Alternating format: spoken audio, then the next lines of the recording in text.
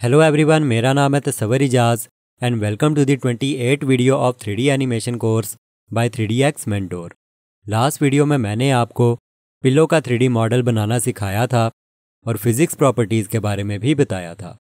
आज की इस वीडियो में मैं आपको आईफोन का बेसिक 3D मॉडल बनाना सिखाऊंगा, साथ ही साथ आपको यूवी एडिटिंग के बारे में भी बताऊंगा। सबसे पहले तो डिस्क्रिप्शन में दिए गए लिंक से ये आईफोन की रेफरेंस इमेज डाउनलोड कर ली।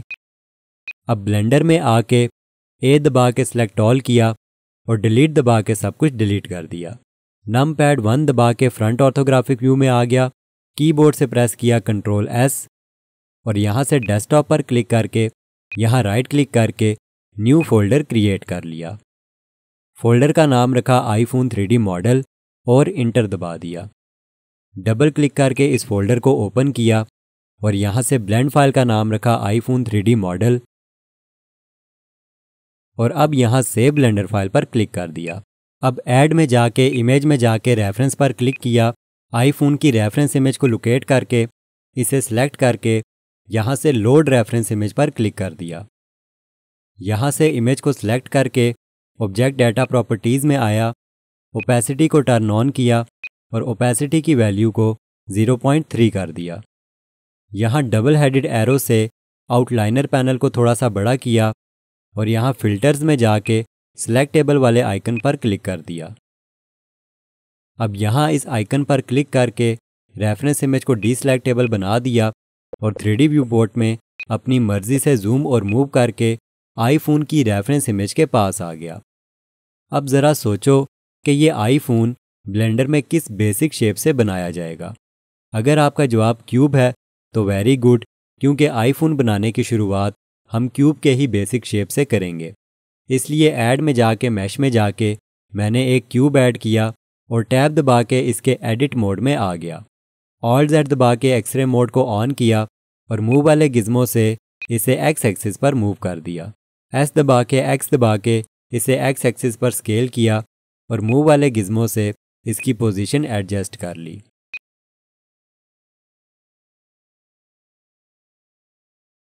अब S दबा के Z दबा के इसे Z एक्सिस पर स्केल किया और मूव वाले गिज़मो से इसकी पोजीशन एडजस्ट कर ली।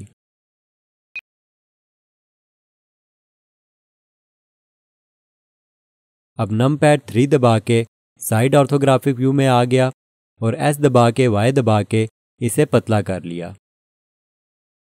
अब 3D व्यू पोर्ट में साइड पर क्लिक किया ताकि सब कुछ डीसिलेक्ट हो जाए और 2 बटन दबा के एज सेलेक्ट मोड में आ गया। अब 3D व्यू पोर्ट में रोटेट और मूव करके कॉर्नर वाले चारों एजेस को शिफ्ट दबा के एक साथ सिलेक्ट कर लिया।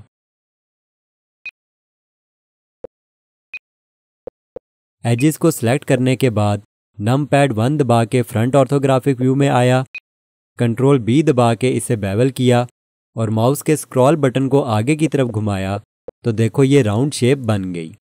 अब माउस को आगे पीछे मूव करके रेफरेंस इमेज के मुताबिक शेप बना ली और क्लिक करके एक्शन कंफर्म कर दिया।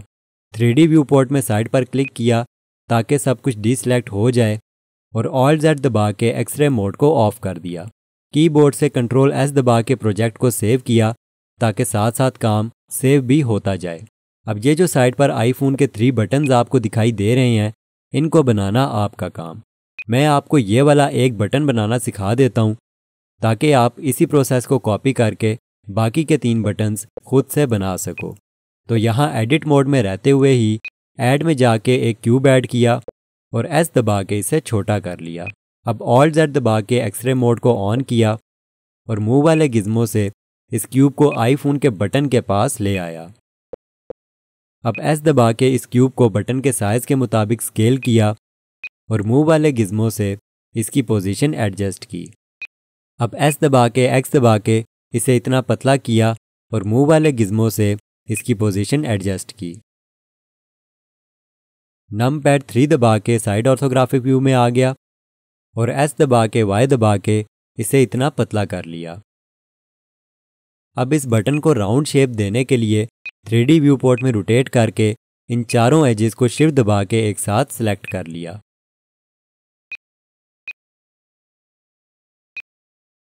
नमपैड 3 दबा के साइड ऑर्थोग्राफिक व्यू में आ गया। कंट्रोल बी दबा के इन एजेस को अपनी मर्जी के मुताबिक बेवल किया और ऐसी राउंड शेप देकर लेफ्ट क्लिक करके एक्शन कंफर्म कर दिया। 3D व्यू पोर्ट में साइड पर क्लिक किया ताकि सब कुछ डीसेलेक्ट हो जाए और ऑल्ट Z दबा के एक्सरे मोड को भी ऑफ कर दिया। तो यहाँ पर आप देख सकते हो कि हमारा बटन रेडी है।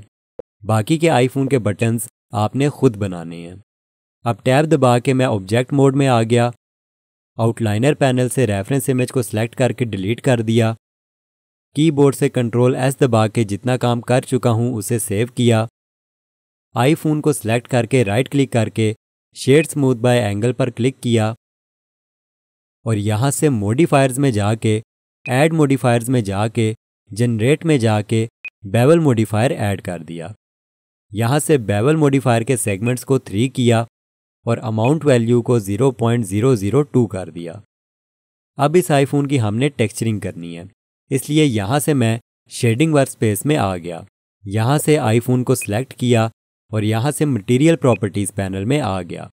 प्लस आइकन पर क्लिक करके एक स्लॉट ऐड की और न्यू पर क्लिक करके मटेरियल ऐड किया। यहाँ डबल क्लिक करके इसका नाम रखा मेटल बॉडी और इंटर दबा दिया। दोबारा से प्लस आइकन पर क्लिक करके स्लॉट ऐड की, न्यू पर क्लिक करके मटेरियल ऐड किया और डबल क्लिक करके इसका नाम रख दिया होम स्क्रीन। फिर से प्लस आइकन पर क्लिक करके स्लॉट ऐड की, न्यू पर क्लिक करके मटेरियल ऐड किया, डबल क्लिक करके इसका नाम रखा बैक और इंटर दबा दिया। अब इस आईफोन पर बस हमने इमेज टेक्सचर्स ही लगाने हैं, इसलिए मैंने यहाँ से आईफोन को सिलेक्ट किया और टैब दबा के इसके एडिट मोड में आ गया। नमपैड 1 दबा के फ्रंट ऑर्थोग्राफिक व्यू में आया, 3 दबा के फेस सेलेक्ट मोड में आया और इस फ्रंट वाले फेस को सिलेक्ट करके यहाँ से होम स्क्रीन वाले मटेरियल को सिलेक्ट करके यहाँ से असाइन पर क्लिक कर दिया। 3D व्यू पोर्ट में आके साइड पर क्लिक किया ताकि सब कुछ डीसेलेक्ट हो जाए और कंट्रोल प्लस नमपैड 1 दबा के बैक ऑर्थोग्राफिक व्यू में आ गया। देखो, जब आप सिंपल नमपैड 1 दबाते हो तो आप फ्रंट ऑर्थोग्राफिक व्यू में आ जाते हो, लेकिन जब आप कंट्रोल बटन दबाए रखते हो और फिर नमपैड 1 दबाते हो तो आप फ्रंट ऑर्थोग्राफिक व्यू के ऑपोजिट यानी कि बैक ऑर्थोग्राफिक व्यू में आ जाते हो। एनीवेज, मैं कंट्रोल प्लस नमपैड 1 दबा के बैक ऑर्थोग्राफिक व्यू में आ गया। यहाँ से इस बैक वाले फेस को सिलेक्ट किया और अब यहाँ मटेरियल प्रॉपर्टीज़ पैनल में से बैक वाले मटेरियल को सिलेक्ट करके यहाँ से असाइन पर क्लिक कर दिया। 3D व्यू पोर्ट में आके साइड पर क्लिक किया ताकि सब कुछ डीसेलेक्ट हो जाए और नमपैड 1 दबा के फ्रंट ऑर्थोग्राफिक व्यू में आ गया। अब 3D व्यू पोर्ट में थोड़ा सा रोटेट कर लिया। कीबोर्ड से कंट्रोल S दबा के जितना काम कर चुका हूँ उसे सेव किया और शेडर एडिटर में आके होम बटन दबा दिया। अब यहाँ मटेरियल प्रॉपर्टीज़ पैनल से होम स्क्रीन को सिलेक्ट किया और यहाँ से ऐड में जाके टेक्सचर में जाके इमेज टेक्सचर नोड को ऐड कर लिया। इमेज टेक्सचर नोड की कलर वाली सॉकेट को BSDF की बेस कलर वाली सॉकेट के साथ अटैच किया और यहाँ ओपन पर क्लिक करके डाउनलोड्स में जाके आईफोन की रेफरेंस इमेज को इंपोर्ट कर लिया। अब यहाँ से बैक वाले मटेरियल को सिलेक्ट किया, ऐड में जाके टेक्सचर में जाके इमेज टेक्सचर नोड ऐड किया और इमेज टेक्सचर नोड की कलर वाली सॉकेट को BSDF की बेस कलर वाली सॉकेट के साथ अटैच कर दिया। अब यहाँ से ओपन पर क्लिक किया और आईफोन की ये वाली रेफरेंस इमेज इंपोर्ट कर ली।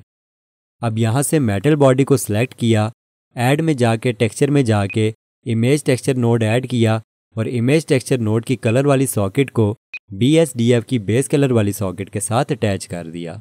यहाँ ओपन पर क्लिक किया और यहाँ से आईफोन की रेफरेंस इमेज इंपोर्ट कर ली। अब देखो, टेक्सचर्स तो इंपोर्ट हो गए, अब रह गया है टेक्सचर्स को सही तरह से प्लेस करना, यानी कि UV एडिटिंग करना। उसके लिए मैंने यहाँ से UV एडिटिंग पर क्लिक किया और UV एडिटिंग वर्कस्पेस में आ गया। यहाँ से मटेरियल प्रॉपर्टीज़ पैनल में आया और यहाँ UV एडिटर विंडो में अपनी मर्जी के मुताबिक जूम सेट कर लिया। अब यहाँ 3D व्यू पोर्ट में आके भी अपनी मर्जी के मुताबिक जूम सेट कर लिया। नमपैड 1 दबा के फ्रंट ऑर्थोग्राफिक व्यू में आया और माउस कर्सर को यहाँ ला के कीबोर्ड से कंट्रोल प्लस स्पेस बार दबा दिया। कंट्रोल बटन को दबाई रखना है और एक बार स्पेस बटन को दबाना है, तो ये पैनल फुल स्क्रीन हो गया। यहाँ से मैं मटेरियल प्रीव्यू मोड में आया और माउस को यहाँ ला के दोबारा से कंट्रोल प्लस स्पेस बार दबा के फुल स्क्रीन हटा दी। अब यहाँ से आईफोन के फ्रंट वाले फेस को सिलेक्ट किया और यूवी एडिटर पैनल में आके ए दबा के सिलेक्ट ऑल किया और यू दबा के अनरैप पर क्लिक कर दिया। अब एस दबा के इसको छोटा किया और जी दबा के एक्स दबा के इसे एक्स एक्सिस पर यहाँ मूव किया। एस दबा के एक्स दबा के इसे एक्स एक्सिस पर इमेज के मुताबिक स्केल किया और एस दबा के वाई दबा के इसे वाई एक्सिस पर इमेज के मुताबिक स्केल किया और इसकी पोजीशन एडजस्ट कर ली। मूव करते वक्त या स्केल करते वक्त अगर आप शिफ्ट बटन दबा के माउस को मूव करोगे तो कंट्रोल्ड मूवमेंट आपको मिलेगी, यानी कि स्लोली स्लोली स्केल होगा और स्लोली स्लोली ही मूव होगा। ये चीज़ प्रैक्टिकली मैं पहले भी इस कोर्स में बता चुका हूँ। एनीवेज 3D व्यू पोर्ट में साइड पर क्लिक किया तो देखो आईफोन की स्क्रीन रेडी है। अब 3D व्यू पोर्ट में माउस कर्सर को रखते हुए कंट्रोल प्लस नमपैड 1 दबा के बैक ऑर्थोग्राफिक व्यू में आ गया और यहाँ से बैक वाले फेस पर क्लिक करके बैक वाले फेस को सिलेक्ट कर लिया। यूवी एडिटर में आके ए दबा के सिलेक्ट ऑल किया और यू दबा के अनरैप पर क्लिक कर दिया। अब एस दबा के इसे स्केल किया और मूव वाले गिज्मो से इसकी पोजीशन एडजस्ट की। एस दबा के एक्स दबा के एक्स एक्सिस पर इसको इमेज के मुताबिक एडजस्ट किया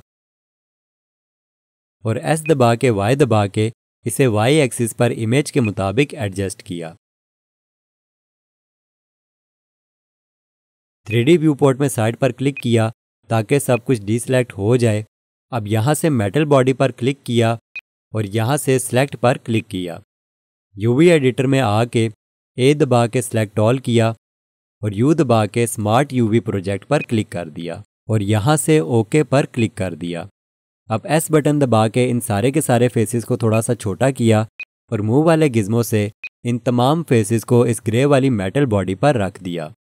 कंट्रोल एस दबा के प्रोजेक्ट को सेव किया ताकि जितना काम मैं कर चुका हूँ वो साथ साथ सेव भी होता जाए और 3D व्यू पोर्ट में आके टैब दबा के ऑब्जेक्ट मोड में आ गया। तो यहाँ पर आप देख सकते हो कि हमारा आईफोन रेडी है। अब यहाँ से शेडिंग पर क्लिक करके शेडिंग वर्क स्पेस में आ गया। यहाँ से मेटल बॉडी पर क्लिक करके BSDF से मेटेलिक की वैल्यू को 0.3 कर दिया। अब यहाँ से बैक को सिलेक्ट करके BSDF से मेटेलिक की वैल्यू को 0.3 कर दिया। यहाँ से कैमरा आइकन पर क्लिक करके कलर मैनेजमेंट में जाके स्क्रॉल डाउन करके लुक को हाई कंट्रास्ट कर दिया। तो देखो हमारा आईफोन फाइनली रेडी है। अगर मैं आपको आईफोन की बैक साइड दिखाऊं तो अभी बैक साइड पर लाइट सही ना होने की वजह से ये अच्छा दिखाई नहीं दे रहा। डोंट वरी, जब मैं आपको लाइटिंग करना सिखाऊंगा तब आपका मॉडल हर एंगल से अच्छा दिखाई देगा। अभी के लिए अगर आप आईफोन को बैक साइड से भी क्लियरली देखना चाहते हो तो यहाँ इस एरो पर क्लिक करो और यहाँ से रोटेशन की वैल्यू को 180 डिग्री कर दो, यानी कि मैंने लाइट को 180 डिग्री रोटेट कर दिया। अब लाइट जो फ्रंट साइड पर पड़ रही थी वो बैक साइड पर पड़ने लगी। एट दी एंड मुझे आईफोन बैक साइड से भी सही दिखाई देने लग गया। फाइनली मैंने कीबोर्ड से कंट्रोल एस दबा के इस प्रोजेक्ट को सेव कर दिया और इस आईफोन के 3D मॉडल की प्रोजेक्ट फाइल को आप डिस्क्रिप्शन में दिए गए लिंक से फ्री में डाउनलोड भी कर सकते हो। मेरी आज की वीडियो में मैंने आपको आईफोन का 3D मॉडल बनाना सिखाया और उसकी प्रॉपर टेक्सचरिंग करना भी सिखाई। और मोस्ट इम्पॉर्टेंट, टेक्सचरिंग करते वक्त मैंने आपको यूवी एडिटिंग की वर्कस्पेस में काम करना भी सिखाया और यू दबा के फेसेस को अनरैप करना भी सिखाया और यू दबा के स्मार्ट यूवी प्रोजेक्ट वाली ऑप्शन के बारे में भी बताया। नेक्स्ट वीडियो में मैं आपको अपने व्हाट्सएप चैनल और व्हाट्सएप ग्रुप के बारे में बताऊंगा और एक बहुत ज़्यादा पूछा जाने वाला सवाल कि 3D के लिए हमारे पास कौन सा लैपटॉप या कौन सा पीसी होना चाहिए, मिनिमम सिस्टम रिक्वायरमेंट्स क्या होनी चाहिए और 3D के लिए लैपटॉप बेटर है या पीसी, इन सब सवालों का जवाब मैं आपको अपनी नेक्स्ट वीडियो में डिटेल से बताऊंगा। तब तक के लिए आप आईफोन का 3D मॉडल बनाना सीखो।